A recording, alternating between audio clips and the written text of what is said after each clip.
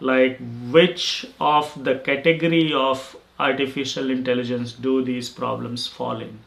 Like if we talk about spam filter, what do you think? What category of problem does a spam filter fall into? So whenever you get an email, does that email land in your inbox or it lands in spam? Right now our emails are landing in spam. We are working on how to fix that.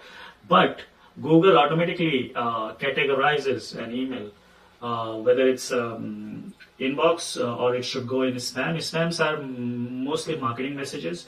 So Google reads a lot of pattern, like how many words are there in the message, the company that's sending the message, how old it is, how many users are getting the message from that company. Right? It uses a lot of data to come up with decision making of whether it is spam or not. So it's a kind of a machine learning algorithm. It does not use neural network. So mostly spam filters, they use mostly statistical methods. And so that's an example of machine learning, not deep learning, because it's not using the neural network method. Now face unlocking, whenever there is text, vision, or voice, speech, mostly we use neural network because that's closest model how our brain work. And we as a human are very good at understanding audio, video, and written text. So we most of these models would be a deep learning model.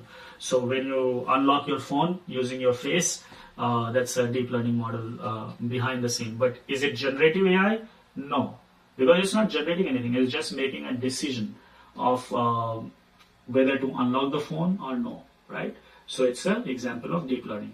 Same thing, self-driving car. Is it machine learning? No, because self-driving car analyzes a lot of information about the pictures, images it's getting from the sensors and cameras, right? So it is a deep learning model. It uses neural network, but it is not generating anything. So it's not a generative AI.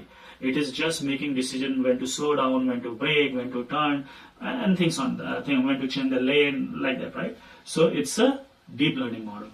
Now, ChatGPT, Gemini, these are generative model because when you ask something from ChatGPT, it gives you answer.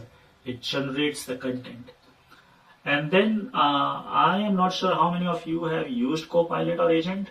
They are different. They are not generative AI. They are agentic AI. And I will explain very quickly what is agentic AI.